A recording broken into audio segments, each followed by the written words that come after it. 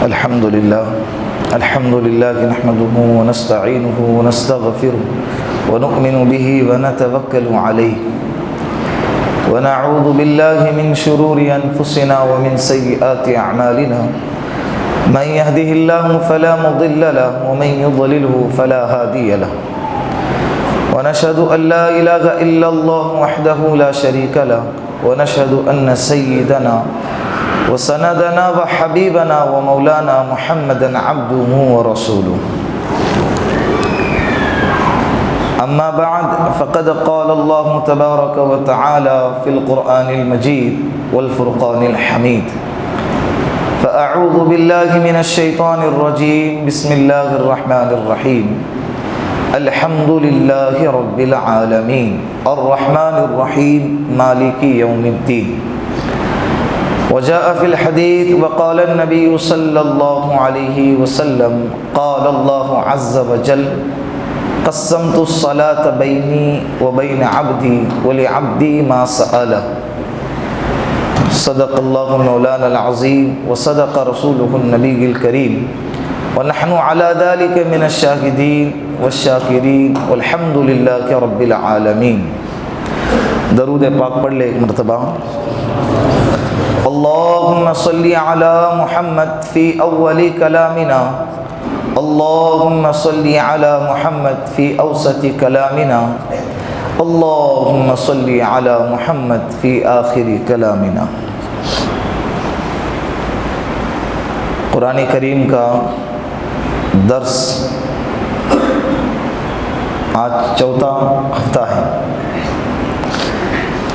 سورہ فاتحہ کی ابتدائی جو باتیں ہیں آپ حضرات کے ساتھ گفتگو چل رہی ہے۔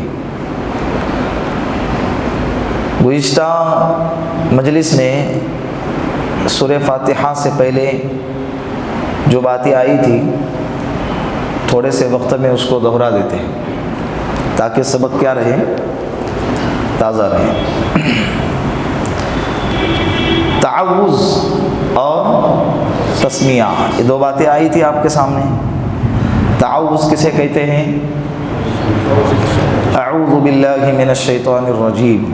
تسمیہ بسم اللہ الرحمن الرحیم۔ اس وقت میں تعوذ اور تسمیہ کے جو چھوٹے سے مسائل ہیں وہ بھی آپ کے سامنے بیان کیے گئے کہ اعوذ باللہ من الشیطان الرجیم یہ قرآن کریم کی تلاوت کی ابتدا میں پڑھنا سنت ہے، ورنہ اس کے علاوہ جو دیگر امور ہیں اس میں تعوذ کا پڑھنا یہ سنت نہیں ہے، البتہ جائز ہے۔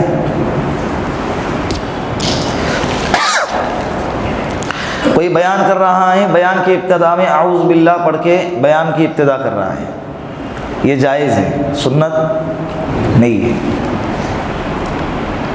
کوئی کام کر رہا ہے، اس کام کی ابتدا میں اگر اچھا کام ہے اور تعوذ پڑھ رہا ہے تو یہ جائز ہے، سنت نہیں ہے۔ سنت فقط کہاں ہے؟ بولو، قرآن کریم کی تلاوت کی ابتدا میں۔ بسم اللہ الرحمن الرحیم کے تعلق سے بھی بہت ساری باتیں آئی تھی آپ کے سامنے کہ اللہ کے رسول کی حدیث بھی آئی تھی، کل امر ذی بال لم یبدأ فیہ ببسم اللہ فہو اقطع وہو ابتر، کہ اللہ کے رسول صلی اللہ علیہ وسلم نے فرمایا کہ ہر محتم بالشان کام جس کی ابتدا بسم اللہ الرحمن الرحیم سے نہ ہو وہ دم بریدہ ہے، کٹی ہوئی دم کی طرح ہے، ادھورا ہے۔ تو بسم اللہ الرحمن الرحیم پڑھنا ہر کام کی ابتدا میں اچھی بات ہے، ہر کام کی ابتدا۔ اور اس میں نے یہ بھی کہا تھا کہ جس کام کے شروع میں اللہ کے رسول صلی اللہ علیہ وسلم سے جو دعائیں ثابت ہے، مسنون دعا، وہ دعا اس وقت میں پڑھی جائیں گی، لیکن جن کاموں کی ابتدا میں جو دعا منقول نہیں ہے اس کی ابتدا میں بسم اللہ پڑھی جائیں گی۔ یہ آپ کے ذہن میں ہوگا، جیسے پانی پی رہے ہیں، بسم اللہ پڑھ کر پانی پئیں گے۔ اب اس میں حکمتیں بہت ساری ہے، ایک حکمت تو یہ بھی ہے کہ ہم پانی پی رہے ہیں اللہ کا نام لے کے، اس میں اللہ کی بڑائی بیان کی جا رہی ہے، اللہ کا شکر ادا کیا جا رہا ہے کہ اللہ یہ تیرا شکر رہا کہ میں کیا کر رہا ہوں، پانی پی رہا ہوں۔ ورنہ ایک گھوٹ بندے کے حلق تک پہنچانے کے لیے کتنے مخلوق کو، کتنے نظام کو اللہ کو چلانا پڑتا ہے یہ ہم نہیں جانتے ہیں۔ ظاہری اسباب ہمارے سامنے ہے، پائپ لائن لگا دیے، موٹر لگا دیے، نل لگا دیے اور پانی آ گیا، بھر کے پی لیے۔ اتنے سے ایک گھونٹ کو اپنے منہ تک پہنچانے کے لیے اللہ کا جو نظام کام کرتا ہے نا، یہ بہت زبردست ہے۔ اس لیے کہ اللہ جس کو چاہتا ہے اسی کو پانی دیتا ہے، اور اگر اللہ نہ چاہے نا، 2006 میں غالباً سورت میں پانی کی باڑھ آئی تھی، اتنا پانی تھا، 2nd فلور 3rd فلور پہ پانی بھرا ہوا تھا، لوگ ٹیریس پہ چڑھے ہوئے تھے، پانی ہی پانی، پانی میں ہے پورا شہر۔ پیاس اتنی لگی ہے کہ سب لوگ تڑپ رہے ہیں، ہیلی کاپٹر سے پانی کے پاؤچ پھینکے جا رہے ہیں ان کو پینے کے لیے۔ پانی حلق تک ہے لیکن پی نہیں سکتے۔ اللہ اگر چاہے تو اللہ کہتے ہیں کہ میں چاہوں تو حلق تک پہنچا دوں، اور اگر میں نہ چاہوں تو تیرے منہ میں نہ جانے دوں۔ تو ہمارے منہ تک جو پانی پہنچتا ہے اس میں بھی اللہ کی بہت بڑی قدرت ہے۔ تو ہم بسم اللہ پڑھ کر پی رہے ہیں تو اللہ کا اس میں شکر بھی ادا کر رہے ہیں کہ اللہ تیرا لاکھ لاکھ شکر ہے۔ سمجھ رہے ہیں؟ حضرت ہارون رشید کا نام سنا ہے آپ نے؟ امیر المؤمنین بادشاہ تھے، پانی پی رہے تھے۔ بہلول دانا رحمۃ اللہ علیہ، بڑے اللہ والے گزرے ہیں، بازو میں بیٹھے ہوئے تھے۔ انہوں نے کہا کہ بادشاہ سلامت، آپ جو یہ پانی پی رہے ہیں، اگر ایسا وقت آ جائے اور آپ ایسی جگہ ہوں کہ جہاں پر آپ کو شدت کی پیاس لگی ہو، اور آپ کو اگر کوئی ایک گلاس پانی پیش کرے تو آپ اس کے عوض میں اس کو کیا قیمت دیں گے؟ اگر پئیں گے تو بچیں گے، نہیں تو مر جائیں گے۔ تو بادشاہ سلامت نے کیا کہا؟ ساری سلطنت اس کو دے دوں گا۔ پانی پی لیے۔ پینے کے بعد حضرت سے کہا کہ حضرت آپ نے جو اب پانی پی لیا ہے، اگر اللہ نے اس پانی کو آپ کے بدن میں روک دیا، اب اس کو نکلنا ہے، تو اس کو نکالنے کے لیے آپ کیا دوں گے؟ کہا کہ پوری سلطنت دے دوں گا۔ پھر حضرت نے فرمایا کہ بادشاہ سلامت، آپ کی سلطنت کی قیمت ایک گلاس پانی بھی نہیں ہے، اور جب وہ جائے تو اس کا نکلنا بھی نہیں ہے۔ کتنی بڑی قدرت ہے اللہ کی۔ کھڑے کھڑے پانی پی جاتے ہیں، بوٹل کے بوٹل، حیوانوں کی طرح۔ بہت سارے لوگوں کو دیکھا ہے ایسا۔ اللہ کے رسول صلی اللہ علیہ وسلم کی پیاری پیاری کتنی سنتیں ہیں۔ سائنسدان اللہ کے رسول کی زندگی پر ریسرچ کر کے اپنی زندگی کے راستے طے کرتے ہیں، اور ہم ہیں کہ اندھیرے میں جی رہے ہیں۔ 1400 سال پہلے پرانی باتیں ہو گئی، کون اس کو دیکھے گا، کون جیے گا؟ الفاظ ہے اپنے والوں کے ایسے کہ نئے زمانے کے اعتبار سے اپڈیٹ ہونا پڑتا ہے۔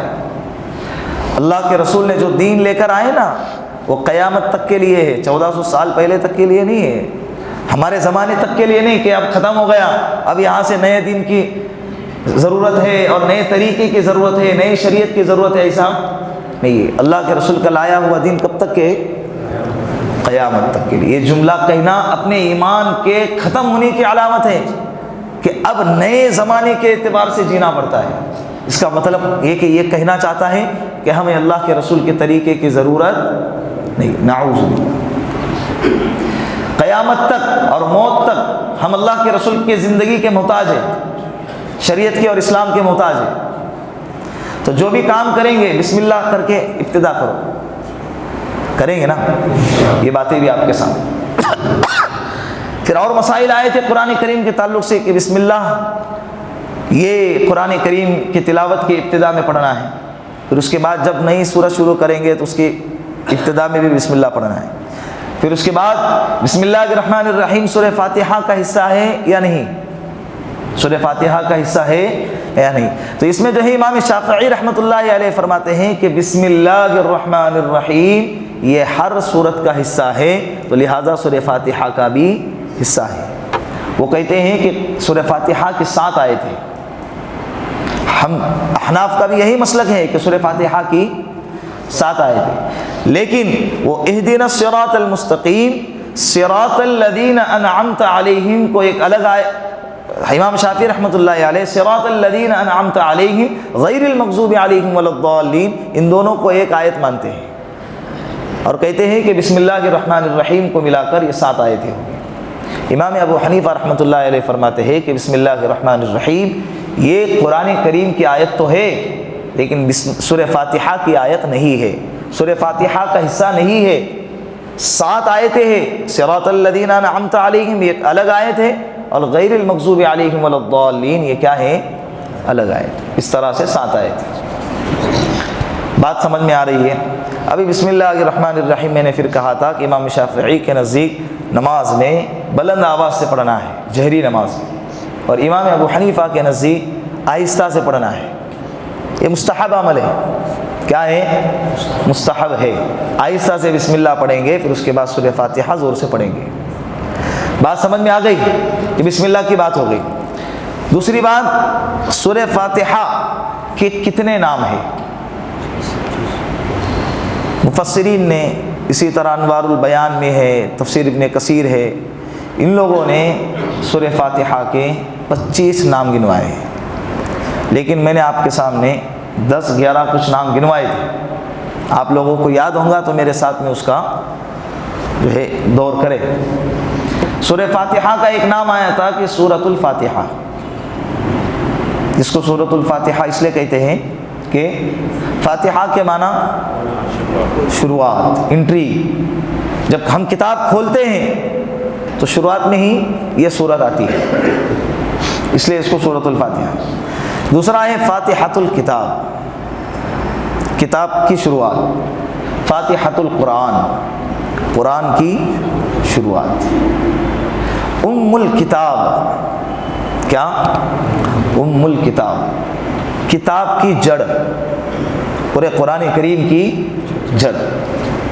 ام کے معنی ماں، میں نے یہ بھی کہا تھا ماں کو ماں بھی اس لیے کہتے ہیں کہ وہ ہماری کیا ہیں؟ جڑیں، ہم وہاں سے نکلے ہیں۔ درخت جڑ سے بڑا ہوتا ہے، اس لیے اس درخت کو، اس جڑ کو جڑ کہتے ہیں۔ اسی لیے سورہ فاتحہ کو کہا گیا جڑ۔ کس کی جڑ؟ پورے آگے کے پورے مکمل قرآن کریم کی جڑ۔ ام القرآن، ام اور بولو ہاں، اساس القرآن، قرآن کی بنیاد۔ یہ پورے قرآن کریم کی بنیاد سورہ فاتحہ پر رکھی گئی ہے۔ گویا کہ یہ قرآن کریم کے لیے بنیاد ہے، اور سارا قرآن اس کی تفصیل ہے۔ سارا قرآن کیا ہے؟ اتنی جامعیت رکھتا ہے سورہ فاتحہ اپنے اندر۔ اسی لیے تو میں نے غالباً پہلے یا دوسری مجلس میں کہا تھا کہ حضرت علی رضی اللہ عنہ کیا کہا کرتے تھے کہ میں اگر سورہ فاتحہ کی تفسیر لکھ دوں تو 70 اونٹوں پر لادی جائیں گی۔ کتنے اونٹوں پر؟ 70 اونٹوں۔ اور یہ دعویٰ نہیں تھا ان کا، انہوں نے اپنے دعوے کو ثابت بھی کیا۔ ایک رات میں عشاء کے بعد سب کو جمع کیا اور بسم اللہ، آؤ میں تمہیں قرآن سکھاتا ہوں۔ بسم اللہ الرحمن الرحیم کی تفسیر شروع کی تو با کی تفسیر شروع کی عشاء کے بعد، با تو فجر کی اذان ہو گئی، ابھی با بھی پوری نہیں ہوئی۔ حضرت علی کو اللہ نے بہت علم دیا تھا، اسی لیے اللہ کے رسول صلی اللہ علیہ وسلم فرمایا کرتے تھے انا مدینۃ العلم وعلی بابھا، میں علم کا شہر ہوں، میں علم کا، اور علی اس کا دروازہ ہے۔ اللہ نے علم دیا۔ تو یہ سورہ فاتحہ میں اللہ نے جامعیت رکھی، اتنی یہ بنیاد ہے قرآن کریم۔ اس کا ایک اور نام ہے کافیہ، ایک اور نام ہے سورۃ الشفا۔ اس میں نے ایک واقعہ بھی ذکر کیا تھا، حضرت ابو سعید خدری رضی اللہ عنہ، واقعتاً اللہ نے اس میں شفا رکھی ہے، حقیقت میں اللہ نے اس میں شفا رکھی ہے، اللہ کی قسم اللہ نے اس میں شفا رکھی ہے۔ ہمارے گھر میں جو بھی بیمار ہو جاتا ہے سب کو سورہ فاتحہ یاد ہے، پڑھ کر اس پر کیا کریں؟ دم کریں، یقین کے ساتھ، یقین ہونا ہی چاہیے۔ پھر اس میں نے ایک لطیفہ بھی سنایا تھا آپ کو، بادشاہ والا، بادشاہ کے بیٹے کے کھانا ہضم نہیں ہو رہا تھا، یاد ہے نا؟ تو اس کا نام کیا ہے؟ سورۃ الشفا۔ اس سے اللہ شفا بھی دیں گے۔ ایک اور نام ہے سورۃ السوال، ایک اور نام ہے سورۃ الصلاۃ۔ کیا نام ہے؟ سورۃ الصلاۃ۔ یعنی ہر نماز میں، نماز کے ہر رکعت میں یہ سورت پڑھی جاتی ہے، تو اتنی مرتبہ پڑھی جانے کی وجہ سے اس کا نام ہی پڑ گیا سورۃ الصلاۃ، نماز والی سورت۔ بات سمجھ رہے؟ نماز والی سورت۔ اس کا ایک اور نام ہے جو گزشتہ مجلس میں بھی کہا تھا، سبع مثانی۔ کیا نام ہے؟ یعنی بار بار پڑھی جانے والی 7 آیتیں۔ جتنا سورہ فاتحہ ہم تلاوت کرتے ہیں اتنا کوئی اور سورت نہیں ہوتی ہے۔ ہر نماز کی ہر رکعت میں ہے نا، ایسا ہی ہے۔ تو جتنا سورہ فاتحہ پڑھی جاتی ہے اتنا کوئی اور سورت نہیں پڑھی ہے، اس لیے اس کا ایک نام کیا ہے؟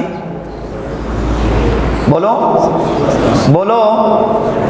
سبع مثانی۔ کیا نام ہے؟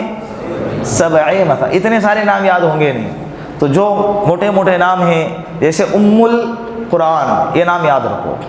سورۃ الشفاء، یہ 2 نام یاد رکھو۔ تیسرا نام سورۃ السوال، کتنے؟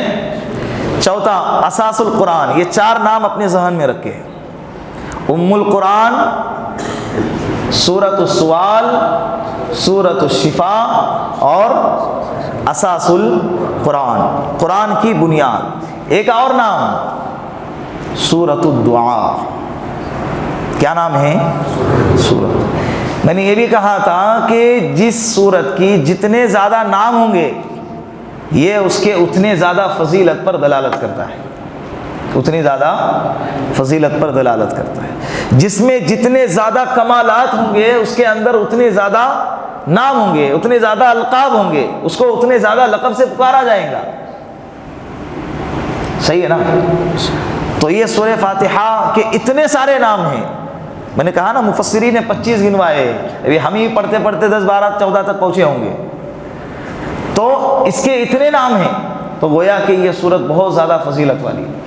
پھر ایک اور جو میں نے کہا کہ یہ سورۃ الدعاء ہے، یہ سورۃ الدعاء، یہ ہم نے اللہ سے دعا مانگی ہے، تو اللہ نے پورا قرآن اس کے جواب میں دیا ہے۔ پورا قرآن یہ جواب الدعاء ہے، دعا کا جواب، دعا کا اللہ سے مانگا اللہ ہدایت دے، تو اللہ نے ہدایت کیسے ملیں گی پورا قرآن اتار دیا، کس راستے پہ چلیں گے تو ہدایت ملیں گی، اللہ نے پورا قرآن اتار دیا۔ بات سمجھ میں آ رہی ہے؟ تو قرآن کریم اس سورہ فاتحہ کا جو ایک نام ہے سورۃ الدعاء، اس میں ایک اور نام آپ کو جو گنوائے میں نے 4 یاد رکھنے کے تعلق سے، اتنے ہی، باقی سب بھول جاؤ آپ باقی کیا کرو اپنے ذہن سے نکال دو۔ ام القرآن، سورۃ السوال، سورۃ الشفاء اور اساس القرآن، قرآن کی بنیاد۔ ابھی نئی بات، قرآن کریم میں، پورے قرآن کریم میں 6 قسم کے مضامین آپ کو ملیں گے۔ کتنے قسم کے؟ 6 قسم کے۔ الحمدللہ رب العالمین سے لے کر والناس تک پورے 30 پارے میں آپ کو کتنے قسم کے مضامین ملیں گے؟ 6 قسم کے۔ 6، آپ جدھر بھی گھومیں گے، جدھر بھی جو بھی صورت میں جو بھی پارے میں جائیں گے آپ کو 6 ٹاپک اس میں ملیں گے۔ نمبر 1 توحید۔ کون سا ٹاپک؟ توحید کا ٹاپک ملے گا۔ جگہ جگہ پہ اللہ آپ کو کہہ رہے ہوں گے پیدا کرنے والا میں ہوں، میرے ساتھ کسی کو شریک مت کرو، میں خالق ہوں، میں واحد وحدہ لا شریک ہوں، میں اللہ ہوں، میں صمد ہوں، میں رزاق ہوں، میں قہار ہوں۔ ہر جگہ پہ اللہ کیا کر رہے ہیں؟ اپنی توحید اور اپنی ربوبیت کو بیان کر رہے ہیں، اور کئی آیتیں، ہر آیت میں اللہ کا تذکرہ ملے گا۔ سب سے زیادہ قرآن میں اگر کسی کا نام ہے تو کس کا ہے؟ اللہ کا ہے۔ تو 6 قسم کے مضامین آپ یاد کرو، بہت آسان ہے۔ میں پہلے وہ مضامین گنا دیتا ہوں پھر اس کے بعد اس کی مختصر تفصیل۔ 6 قسم کے مضامین پورے قرآن کریم میں آپ کو ملیں گے۔ نمبر 1 توحید، بولو۔ نمبر 1 توحید، نمبر 2 رسالت، نمبر 2 رسالت، نمبر 3 قیامت، نمبر 3 قیامت، نمبر 4 احکام، نمبر 4 احکام، اور نمبر 5 ماننے والے، نمبر 5 ماننے والے، اور نمبر 6 نہ ماننے والے۔ پورے قرآن کریم میں آپ کو یہ 6 مضامین ملیں گے۔ توحید کا تذکرہ ملے گا، رسالت کا تذکرہ ملے گا، نبیوں کی نبوت، رسولوں کی رسالت، اللہ کے رسول صلی اللہ علیہ وسلم کی رسالت، جگہ جگہ پہ اللہ کے رسول کی رسالت کو ثابت کیا گیا ہے۔ جو انگلیاں اٹھاتے تھے کہ جس طرح سے یہودی انگلی اٹھاتے تھے، نصارہ انگلی اٹھاتے تھے، مشرکین مکہ انگلیاں اٹھایا کرتے تھے اللہ کے رسول کی نبوت پر۔ یہودی کہتے تھے کہ اتنے سارے انبیاء، اتنے سارے رسول جو ہے بنی اسرائیل میں آئے، بنی اسحاق میں آئے، یہ آخری نبی یہ بنی اسماعیل میں کیسے آ گیا؟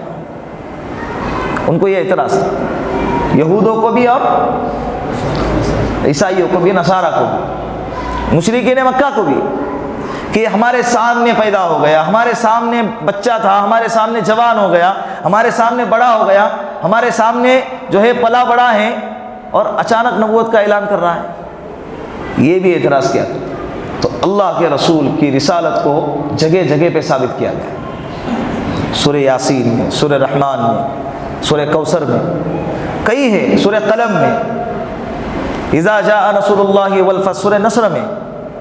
اللہ ہی کے حضرت امی عائشہ صدیقہ رضی اللہ عنہا سے پوچھا گیا کہ امی، اللہ کے رسول صلی اللہ علیہ وسلم کے اخلاق اور ان کی زندگی کیسی تھی؟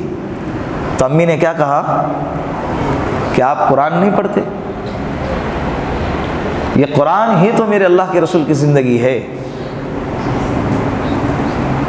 تو اللہ کے رسول کی رسالت کو قرآن کریم میں ثابت کیا گیا ہے جگہ جگہ پہ۔ تیسرے نمبر پر قیامت، قیامت کا تذکرہ ملے گا۔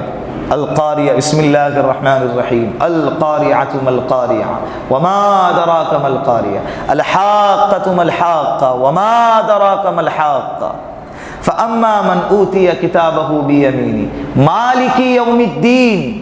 یہ بھی قیامت کا تذکرہ ہے، جگہ جگہ پہ آپ کو قیامت کا تذکرہ۔ اذا زلزلت الارض زلزالها واخرجت الارض اثقالها، یہ بھی کس کا تذکرہ ہے؟ بولو، قیامت کا تذکرہ۔ تو تفصیل کے ساتھ بھی آپ کو قیامت کا تذکرہ قرآن کریم میں ملے گا، اس لیے کہ اصل ٹھکانہ تو وہی ہے نا۔ قیامت ایک حادثہ ہے، ایک واقعہ ہے، جب وہ پایا جائے گا تو اس کے بعد سیدھا ہم اپنی اصل ٹھکانے پر آئیں گے، جو ہماری اصل دنیا ہے، آخرت۔ اصل دنیا ہماری کون سی ہے؟ یا ہم جو ہے نا، وہ کہتے ہیں کہ ایک بندہ 50 سال سرکاری ڈیوٹی رہتی ہے، 40 سال 50 سال 35 سال ڈیوٹی رہتی نا، تو اصل وطن کیرلا ہے، اصل وطن یو پی ہے، اصل وطن بنگلہ دیش ہے، اصل وطن بہار ہے، اصل وطن دوسرا وطن ہے، لیکن یہاں کیوں ہے؟ وہ جاب کر رہے ہیں، تو یہاں پر کوئی جائیدادیں نہیں بنائے گا، یہاں پر مکانات نہیں بنائے گا، اچھی چیزیں نہیں کرے گا۔ کیوں بھائی؟ یہاں ڈیوٹی کرنا ہے، ڈیوٹی کرنے کے لیے آئے ہیں، اس کے بعد جب ریٹائر ہوں گے تو اپنے وطن میں سب کچھ بنائیں گے، وہیں اپنی اچھی خاصی زندگی گزاریں گے۔ تو زندگی رہتی ہے 60 سال کی، 50 سال ڈیوٹی کرتا ہے، اور بچے کتنے؟ اور وہ 10 سال کے واسطے سب کچھ یہاں سے بھیج رہا ہے، سارا پیسہ بھیج رہا ہے، خون پسینہ یہاں بہا رہا ہے، اور پیسہ کہاں جا رہا ہے؟ جہاں اس کو کتنے سال رہنا ہے؟ 10 سال بھی یقینی نہیں ہے، اور اکثریت بھی نہیں ہے، دوستوں کو تو 1-2 سال بھی نصیب نہیں ہوتا ہے۔ تو وہ 10 سال رہنا ہے، اور اس کے لیے یہاں کیا ہے؟ سب کچھ جمع پونجی ادھر، یہاں وڑا پاؤ کھا کے زندگی گزر رہا ہے۔ ایسے بھی ہے نا، دیکھو گے آپ؟ نہیں بھائی، ایک ایک پائی جمع کرنا ہے، کیوں؟ وہاں پہ بڑا بنگلہ بنانا ہے۔ تو جس جگہ پہ 10 سال رہنا ہے، وہاں پر اتنی قربانی، رات دن صبح شام خون پسینہ سب ایک کر رہا ہے، اور جہاں ہم کو لامحدود زندگی ملنے والی ہے، جو زمانہ لامحدود زمانہ ہے، ہمیشہ ہمیشہ رہنا ہے، اس کے لیے کیا کہتے ہیں؟ وہ لولی لنگڑی محنت ہے۔ کون سی محنت ہے؟ جتنی بھی کر رہا ہے وہ بھی کیسی؟ لولی لنگڑی محنت۔ نمازیں پڑھ رہا ہے وہ بھی کیسی؟ بھائی ہم مسلمان ہیں، بھائی تھوڑی کافر تھوڑی ہے، تو اتنا ہی مسلمان ہے ثابت کرنے کے لیے تھوڑی بہت نماز پڑھ لی ہے، ورنہ آخرت کے لیے ہماری کوئی۔ اللہ کے رسول نے فرمایا کہ الدنیا مزرعۃ الآخرہ، دنیا آخرت کی کھیتی ہے، جو بوؤں گے وہاں وہی کاٹوں گے۔ ابھی تم بینگن بو رہے ہو اور جب وہ اگے گا بینگن تو بولا ارے مجھے لگا آم اگے گا، یہ بینگن کیسے ہوگا؟ ارے جو بوؤں گے وہی اگیں گا نا، کل قیامت کے دن جو دنیا میں کیا ہے وہی ملے گا، نقشہ پورا سامنے وہی آئے گا، جیسی زندگی گزاروں گے ویسی موت آئیں گی، اور جیسی موت آئیں گی کل قیامت کے دن ویسے ہی اٹھائے گا۔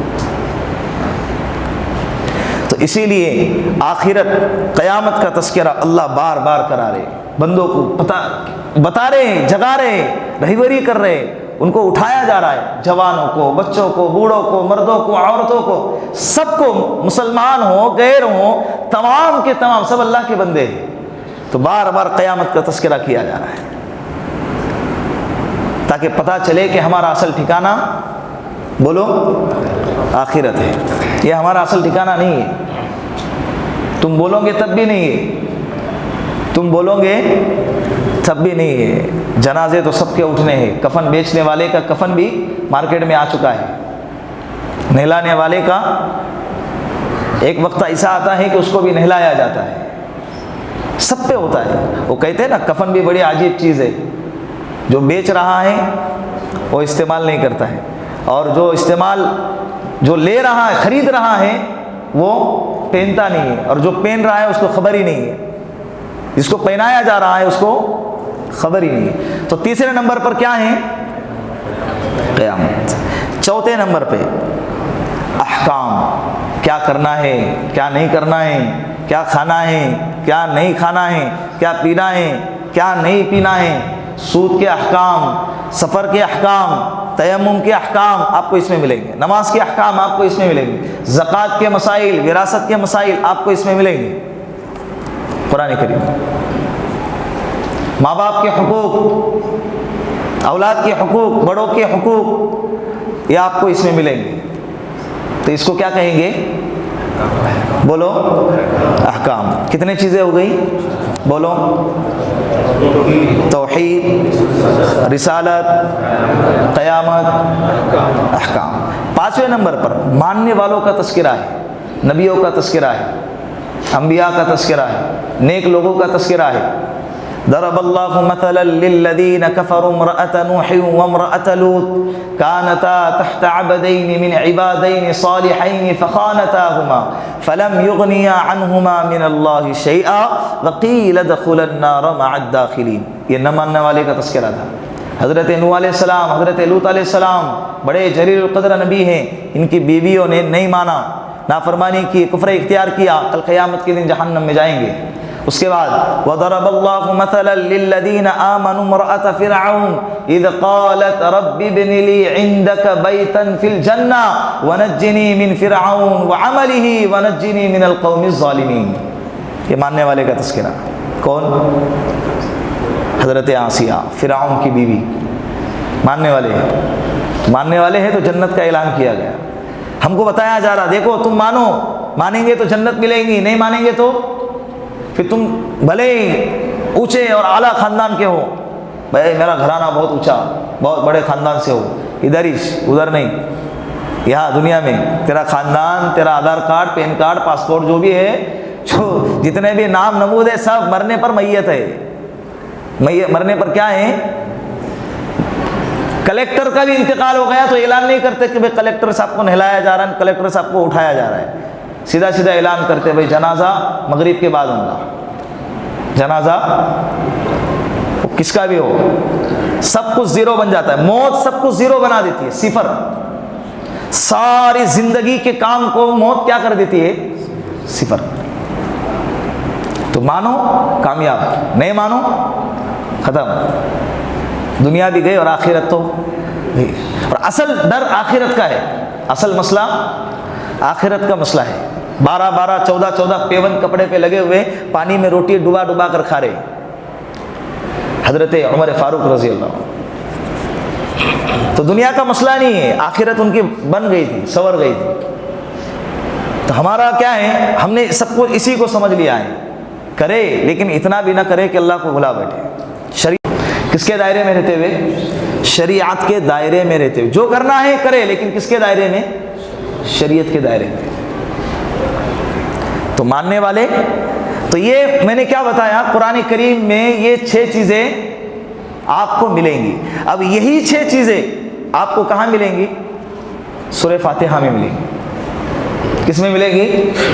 تو کیسے ملیں گی؟ ہم تو روز پڑھتے ہیں سورہ فاتحہ, تو اس میں تو کچھ ملا ہی نہیں ہمارے کو. پڑھے نا, سمجھے نہیں ہے. وہی سمجھنے کے لیے ہم بیٹھے ہیں, وہی سمجھنے کے لیے ہم بیٹھے ہیں. تو سورہ فاتحہ یہ قرآن کی بنیاد ہے. بنیاد اس کو کہتے ہیں کہ جس کے اوپر پوری عمارت کھڑی کر دی جائے. تو اس سورہ فاتحہ پر پورے قرآن کو بچھایا گیا, پورے قرآن کو کھڑا کر دیا گیا, پورے قرآن کو آپ کے سامنے پیش کیا گیا. تو قرآن میں جو ہیں وہ کیا ہیں؟ قرآن میں جو ہیں وہ کتنی چیزیں ہیں؟ 6. وہی ساری 6 چیزیں آپ کو کہاں ملیں گی؟ اجمالی طور پر. سورہ فاتحہ میں 6 چیزیں آپ کو اجمالی طور پر ملیں گی, اور پورے قرآن میں وہی 6 چیزیں آپ کو کیا ملیں گی؟ تفصیلی طور پر ملیں گی. اب کیسے؟ بسم اللہ الرحمن الرحیم, الحمد للہ رب العالمین, الرحمن الرحیم. کس کا تذکرہ ہے؟ توحید کا تذکرہ ہے. تمام تعریفیں اس رب کی, اللہ کی جو سارے جہاں کا رب ہے, جو سب پر رحم کرنے والا ہے, بہت رحم کرنے والا ہے. مالکی یوم الدین, مالکی کس کا تذکرہ ہے؟ قیامت کا تذکرہ ہے. یوم جزا کا مالک, بدلے کے دن کا مالک, قیامت کے دن کا مالک. تو کس کا تذکرہ ہے؟ قیامت کا. قیامت کس کو کہتے ہیں؟ اب اس کی تفصیل آپ کو قرآن میں ملیں گی. کیا ہے قیامت؟ آگے ملے گا. ایاک نعبد و ایاک نستعین, اس میں احکام کا تذکرہ ہے. عبادت کس کی کرنی ہے؟ اللہ کی کرنی ہے. مدد کس سے مانگنا ہے؟ اللہ سے مانگنا ہے. عبادت کیسی کریں؟ تفصیل آپ کو آگے ملے گی. عبادت کی قبولیت کے لیے کیا چیزیں ضروری آپ کو آگے قرآن میں ملے گا. تو ایاک نعبد و ایاک نستعین میں کیا ہے؟ بولو. الحمدللہ رب العالمین میں کیا ہے؟ الرحمن الرحیم میں توحید. مالک یوم الدین میں قیام. ارے بولو نا, اتنا بڑا مجمع ہے, بولو میرا ساتھ دو, آپ کو بھی مزہ آئے گا. قرآن سیکھ رہے, سکھا رہے ہم لوگ, ہم اللہ کے کلام کی کیا ہے تذکرہ کر رہے ہیں, اس کی گفتگو کر رہے ہیں. آپ بولو, آپ کو بھی مزہ آئے گا. آپ کا بھی دل کہتا ہے نا کہ ہم بھی اللہ کی بولی بولے. یہ کس کی بولی ہے؟ اللہ کی بولی ہے. مزہ آئے گا آپ کو, نماز پڑھنے میں مزہ آئے گا, بیٹھنے میں مزہ آئے گا, سننے میں مزہ آئے گا. بولو آپ الحمدللہ رب العالمین الرحمن الرحیم. کیا ہے؟ توحید. مدرسے کے اندر بچے جب نہیں بولتے استاد پٹائی کرتے ہیں. ابھی آپ بچے بھی نہیں اور ہم اتنے بڑے بھی ہیں, تو ہم بھائی بھائی ہیں, تو ساتھ دو اور کیا کرو, بولو. ورنہ کیا ہے, رات کا وقت ہے, نیند آئیں گی, آنکھیں لال ہوں گی, پھر آپ کو بور لگے. قرآن اتنی میٹھی میٹھی پیاری پیاری اہم باتیں چل رہی ہے, اس کے باوجود آپ کو نیند آئیں گی, کیونکہ ساتھ نہیں دیں گے تو نیند آئیں گی. تو مالکی یوم الدین, کس کا تذکرہ؟ قیامت کا تذکرہ. ایاک نعبد و ایاک نستعین, احکام کا تذکرہ ہے. اہدنا الصراط المستقیم, اس میں رسالت کا تذکرہ ہے. کس کا تذکرہ ہے؟ صراط الذین انعمت علیہم, ماننے والوں کا تذکرہ. اے اللہ ان لوگوں کے راستے پہ چلا جن پر تو نے انعام کیا. انعام کس پہ کیا اللہ نے؟ تفصیل آپ کو قرآن میں آگے ملے گی. ماننے والوں پر اللہ نے انعام کیا, جنہوں نے مانا ہے اللہ نے ان پر کیا کیا ہے, کیسے مانتے ہیں, کون ماننے والے ہیں, وہ آگے اس کا تذکرہ ملے گا. غیر المغضوب علیہم ولا الضالین, کس کا تذکرہ؟ نہ ماننے والوں. اے اللہ ان لوگوں کے راستے پہ نہ چلا جن پر تیرا غضب نازل ہوا ہے اور جو گمراہ ہوئے ہیں. کون گمراہ ہوئے ہیں اور کن پر غضب نازل ہوا, اس کا تذکرہ کہاں ملے گا؟ قرآن میں تفصیلی اعتبار سے ملے گا, بہت تفصیل سے ملے گا, جگہ جگہ پہ ملے گا. تو سورہ فاتحہ کا خلاصہ میں نے آپ کے سامنے آج بیان کیا ہے. بات سمجھ میں آ گئی؟ اس کے بعد اللہ کے سورہ فاتحہ شروع کرتے ہیں. بسم اللہ الرحمن الرحیم. سورۃ الفاتحہ مکیہ. سورہ فاتحہ کیا ہے؟ مکی صورت ہے۔ قرآن کریم میں 114 صورتیں آپ کو ملیں گی۔ کتنے صورتیں ملیں گی؟ 114 صورتیں ملیں گی۔ کتنے؟ کوئی پوچھے آپ سے قرآن میں کتنے صورتیں ہیں؟ 114 صورتیں ہیں۔ موٹی موٹی باتیں یاد رکھو، جو ضروری ہے وہ تو چلتے راہ چلتے کسی نے پوچھ لیا کہ بھائی صاحب قرآن کس کی کتاب ہے؟ تم کہو گے میری کتاب ہے، ہماری کتاب ہے، اسلام کی کتاب ہے، مسلمانوں کی کتاب ہے۔ اچھا اس میں کتنے پارے ہیں؟ اتنا تو یاد رہتا ہے کہ 30 پارے ہیں۔ کتنے صورتیں ہیں؟ سر کھو جائیں گے، وہ نہیں معلوم۔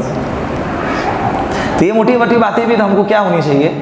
معلوم ہونی چاہیے۔ ضروری ہماری ایمان کا حصہ ہے، یہ ہماری زندگی کا حصہ ہے۔ تو قرآن کریم میں 114 صورتیں، اس میں آپ کو سورت کے شروع میں ملے گا سورۃ الفاتحہ مکیہ، پھر کدھر ملے گا مدنیہ، پھر مکیہ، پھر مدنیہ، پھر مکیہ۔ یہ مکی اور مدنی کیا ہے؟ یہ مکی صورتیں کسے کہتے ہیں؟ مدنی صورتیں یہ گزشتہ آئندہ مجلس میں یہ پوچھا جائے گا، کل قیامت کے دن تو پوچھا جائے گا والا لیکن آئندہ مجلس میں بھی، لیکن یہاں کوئی سزا وغیرہ نہیں ہے، ترغیب کے لیے، تو یہ آپ کے شوق کے لیے، آپ کا فائدہ ہے اس میں، نہیں یاد کریں گے تو آپ ہی کا نقصان ہے۔ تو کیا کہہ رہا تھا میں؟ مکی صورت اور مدنی صورت کسے کہتے ہیں؟ ہجرت سے پہلے اللہ کے رسول صلی اللہ علیہ وسلم کو نبوت جب ملی، اس کے بعد سے اللہ کے رسول 13 سال تک مکہ میں رہے۔ کتنے سال؟ 13 سال۔ وہ جو 13 سال کے عرصے میں قرآن کریم کا جتنا بھی حصہ اترا ہے اللہ کے رسول پہ ہجرت سے پہلے، وہ تمام صورتوں کو مکی کہا جاتا ہے۔ اللہ کے رسول صلی اللہ علیہ وسلم ہجرت کرنے کے بعد مدینۃ المنورہ چلے گئے۔ مدینۃ المنورہ میں اللہ کے رسول 10 سال رہے۔ کتنے سال؟ 10 سال رہے۔ مدینہ ہجرت کرنے کے بعد اللہ کے رسول صلی اللہ علیہ وسلم پر جتنے بھی صورتیں اتری ہیں ان صورتوں کو کہیں گے مدنی صورت۔ کیا کہیں گے؟ مدنی صورت۔ اب مکہ میں ہجرت سے پہلے کا مطلب سمجھ رہے آپ؟ مکہ میں نہ ہو تب بھی اس کو کہیں گے ہجرت سے پہلے کی صورتیں، مکی صورتیں۔ اللہ کے رسول طائف میں ہے، طائف مکہ میں نہیں ہے، لیکن طائف میں ہے، وہاں قرآن اتر رہا ہے، اب اس کو کیا کہیں گے؟ مکی، کیونکہ وہ ہجرت سے پہلے ہے۔ ہجرت کے بعد اللہ کے رسول مکہ میں آئے نا، صلح حدیبیہ کے وقت میں آئے۔ لقد رضی اللہ عن المؤمنین اذ یبایعونک تحت الشجرہ، یہ قرآن کریم کی آیت صلح حدیبیہ کے وقت نازل ہو گئی۔ اللہ کے رسول نے ایک درخت کے نیچے صحابہ سے اپنے ہاتھوں پر بیعت لیا کہ جینے مرنے پر بیعت لیا، کہ جب ان کو پتہ چلا کہ مکہ والوں نے حضرت عثمان غنی رضی اللہ عنہ کو کیا کیا؟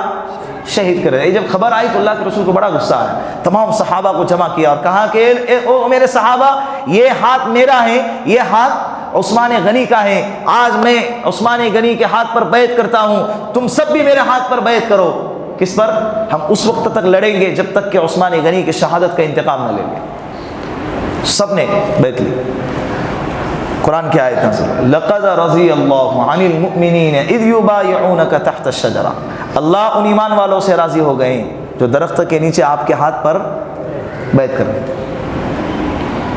یہ مکہ کے باہر ایک وادی ہے حدیبیہ، یہ آیت وہاں اتری ہے، لیکن اس کے باوجود یہ آیت کون سی ہے؟ مدنی ہے، ہجرت کے بعد کی ہے۔ وہی سمجھا رہا ہوں، ہجرت کے بعد، چاہے تم مکہ میں ہو چاہے مدینے میں نہ ہو، لیکن ہجرت کے بعد ہیں تو اس کا نام کیا رکھیں گے؟ مدنی۔ فتح مکہ کے موقع اللہ کے رسول مکہ میں آئے، حجۃ الوداع کے موقع پر اللہ کے رسول مکہ میں آئے، الیوم اکملت لکم دینکم واتممت علیکم نعمتی ورضیت لکم الاسلام دینا، کہ آج جو ہے دین مکمل ہو گیا، اللہ نے تمہارے اوپر اپنی نعمتیں تام کر دی۔ یہ جو آیت ہے کب اتری؟ حجۃ الوداع کے موقع پر اتری، آخری آیت ہے، لیکن ہے کہاں اللہ کے رسول؟ مکہ میں۔ اس کے باوجود ان کو کیا کہا جائے گا؟ کیوں؟ ہجرت کے بعد۔ آپ کے ذہن شریف میں یہ بات بیٹھ گئی کہ مکی صورت کس کو کہتے ہیں اور مدنی صورت کسے کہتے ہیں؟ مکی صورت ہجرت سے پہلے جو صورتیں نازل ہو گئی اس صورتوں کا نام ہے مکی صورت، اور مدنی صورت بولو، آگے بولو نا، ہجرت کے جی ہجرت کے بعد جو صورتیں نازل ہو گئی ان صورتوں کو مدنی صورت. ابھی قرآن پڑھیں گے آپ کو نظر آئیں گا سورۃ البقرۃ مدنیہ، سورہ بقرہ. اب اس کی اکثر آیتیں مدینہ ہجرت کے بعد نازل ہو گئی، اکثر و بیشتر. یہ 2.5 پارے کے قریب آیت صورت ہے، لیکن اس کی اکثر آیتیں ہجرت کے بعد نازل ہوئی. اس لیے اس صورت کا نام کیا رکھا گیا؟ مدنی صورت. بات سمجھ میں آ گئی؟ اس کے بعد ایک حدیث قدسی ہے، انشاءاللہ اس کا تذکرہ آئندہ مجلس میں کیا جائے گا. جو باتیں بیان کی گئی اللہ رب العزت مجھے بھی آپ کو بھی عمل کرنے کی اور اس کو دوسروں تک پہنچانے کی توفیق عطا فرمائے.